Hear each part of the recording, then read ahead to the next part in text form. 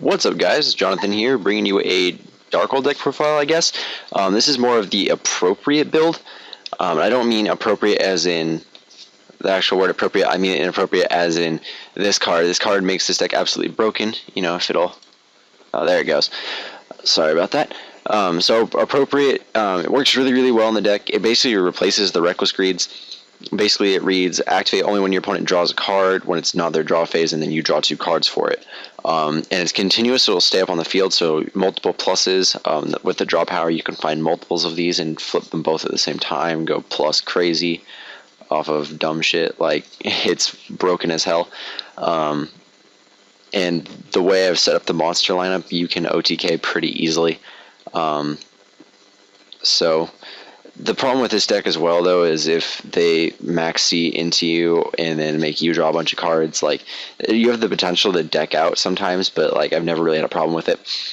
But I'll show you the deck real quick. So you run the standard 3 Grapha, 3 Snow, 3 Brow. That's the Dark Hole engine. I'm running 1 Gren and 1 Cocky. These is just extra spot removal, but they're also in here to keep the monster count up, so you always have something to discard, as well as targets for Allure of Darkness if they're dead, because I'm not running the Malefic Stardust in here. And then the 1 Beige, for some reason it's being really slow. The 2 Beige just lets you make rank 4s, bounces for Graphas, just normal summons. Like, it's a good card in general. Tour Guide is actually too slow for this build, so I'm not playing it. So 2 Beige helps with that. 2 Silva and 2 Gold. I did want to play 4 of these, and I could be playing 3 Silva or 3 Gold, but I like playing 2 and 2 because of the fact that there's cards like Prohibition, where if for some reason they decided to Prohibition a Silva or a Gold, like the one that you had more of, like, you could be screwed sometimes. Something dumb like that. So playing 2 and 2 seems to be a good ratio, and it's just like that little extra bit of precaution. And then the standard 3 gates. There it goes. Sorry, it always does that when I record for some reason. It wants to change my color scheme. So the gates, the dealings, the drag downs, your discard engine for the most part, like, absolutely like amazing. The Foolish is down here as well. Helps get the OTK off. The Allure is kind of standard. 3 Cup of Ace, though, is something that I need to talk a little bit about. Cup of Ace in an appropriate deck is absolutely okay. I mean, it is a coin toss, so heads you draw 2 cards, tails your opponent draws 2 cards. But the thing is with appropriate, if you make them draw cards, you're going to draw just as much or more cards. So Cup of Ace is perfectly fine, and if you're setting up an OTK, like, and you can draw out your deck really, really fast, especially with this deck, and you can spam the field and nuke everything, like with the Grens, the Cocky, and the 3 Graphas. And there's no MST in here because this is like game 1, and you'd run the 3 MSTs on the side. But Cup of Ace is a really, really good card, and I haven't had an issue with it. And sometimes if you needed to find stuff, like turn 1, you can actually Cup of Ace into it if you're lucky. So if you want to, you know, risk it, go for it. But appropriate really makes this deck go. It's like a trap draw engine with this deck. And if another card I would also like to mention, possibly running, if there was room in it, or if you didn't want to play Skill Drain or the Deck Dev, which I may take Deck Dev out inside it and put this card in, is a 1 Day of Peace. 1 Day of Peace is really, really amazing because if you draw at turn 1 and you can just set up and set your appropriates, and then you can go past turn with some stuff set up in defense, and then next turn 1 Day of Peace them, and then, like, I mean, it wouldn't be a 2-turn OTK, but it'd probably be a 3-turn. But at the same time, like, you get a turn where you're not going to die and you're going to draw at least 3 cards more than likely, which is crazy. So 1 Day of Peace is a really good card in this deck as well, and also helps you get to some of this stuff, and you can also take Foolish out for it if you're able to discard enough. But another card I like playing is the 3 Dark Bribes. Dark Bribe is actually really, really good in this format. Cards like Tenki and not letting them search. I mean, letting them draw is most of the time better, especially going against Fire Fists or Bujins.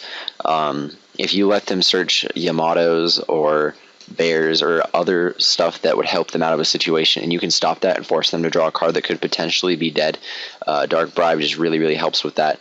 So not only are you negating things, but you'll make them draw a card, and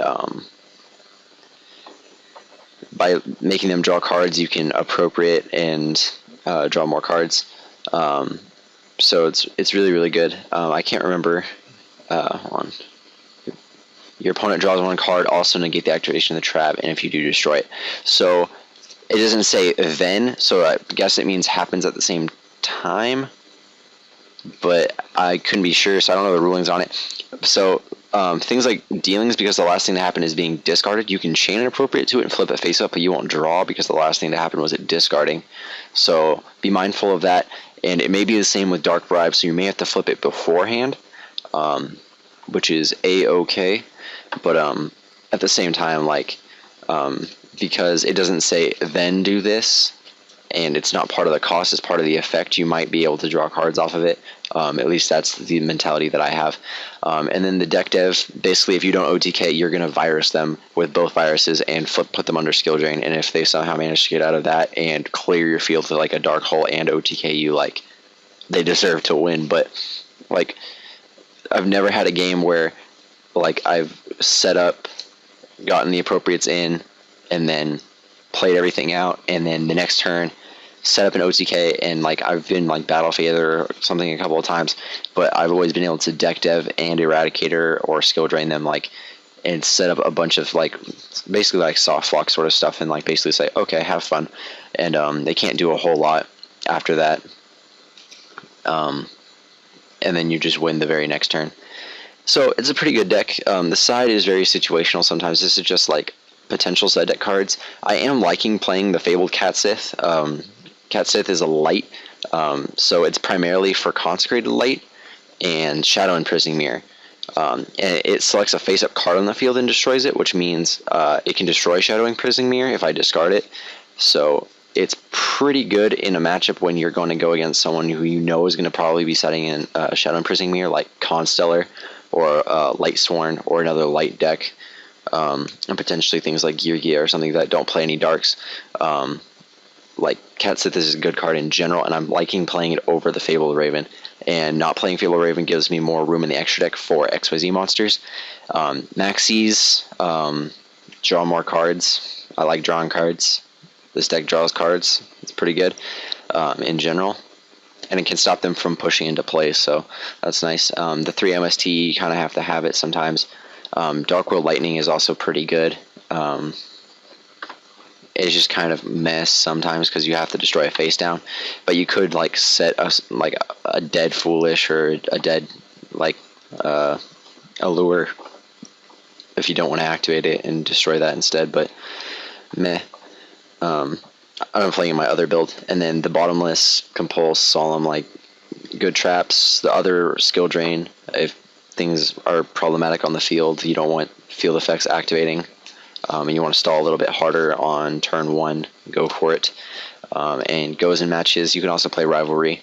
Like I said, these are just some side deck ideas, but the extra is something I'm liking quite a bit. The Maze Stroke is really good. It's a fiend, so putting it at 2100 isn't bad. Maze Stroke's really good in general. Key Beetle, you can make it. You can protect your field spell. You can protect appropriates. You can Eradicator it off and hurt your opponent pretty bad. You can deck dev with it, like all sorts of shenanigans. So Key Beetle's pretty broken. Gemini Pearl gets over Ophion and some other dumb stuff, so I like that. Gaga Cowboy. Sometimes if you don't like push enough, I'm sorry, it's not updating. My apologies. But Gaga Cowboy for when you don't quite OTK, but you're like that close, and then somehow you can like maybe it was more attack damage to just summon the 2 Beiges. Like you had 2 Beiges, 2 Sylvas, and a Graph or something, and you attacked with everything. Like I'm pretty sure that'd be OTK, but like for some reason, like if they had a little bit more life points, you know, like 800 or less, you kill them with the Gaga Cowboy. So burn damage is pretty decent. There it goes. Now it's updating. For 5s, because you do play the 2 silver and the 2 gold, you have the 1 Shark Fortress. Attacking twice with something is pretty broken. You can make Grapha attack twice, so that can mean game, like, this card can get crazy. And the fact that you can make Shark Fortress, make something attack twice, and then overlay this with a Gaia Charger means game quite a few times. Zen Mayo is absolutely ridiculous. Back row heavy deck. It just lets you spam and get stuff out of the way. Gets rid of things like mirror forces and Call the Haunteds. So good stuff. Tyrus and Adrius, both really, really amazing. Adrius is something I'm especially liking because it's a fiend, so he gets that little bit extra attack boost. Tyrus is another great card in general.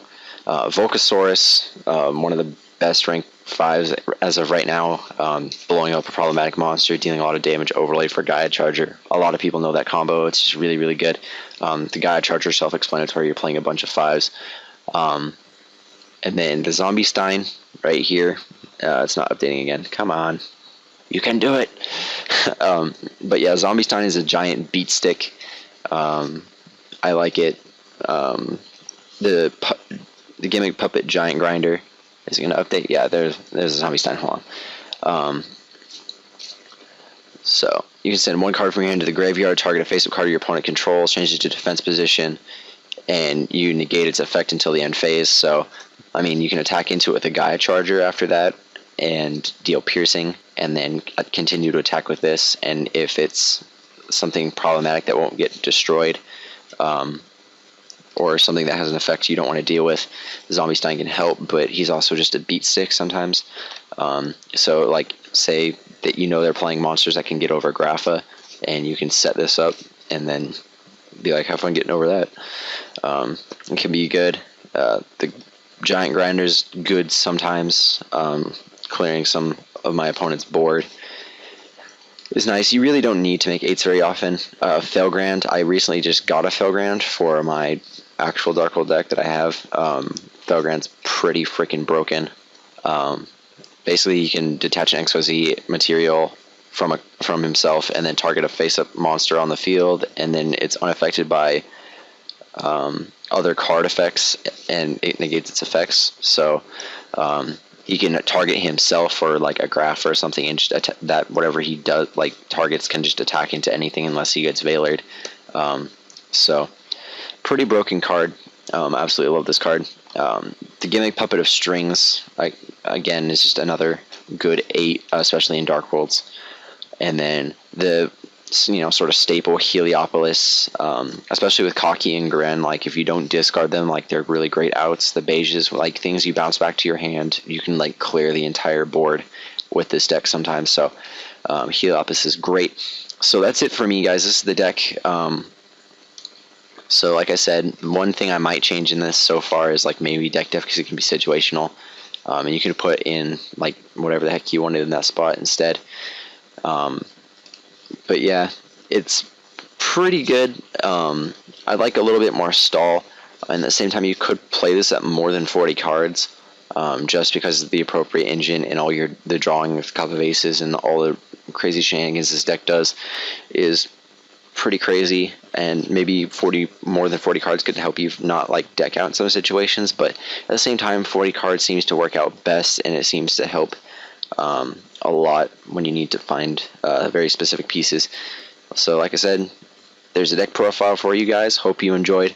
If you want to see any more decks, let me know. I have a ton built if you want to see any of them. I have an entire like arsenal of decks off to the side if you want to see any of those. Some of those aren't very good. I can open the list, and maybe in the comments you can say like maybe some stuff like you'd want to see. Some of those may not be fully completed, or they may have been older, but I can update them before I make a video on them. So that's it for me, guys. Hope you enjoyed, and peace out.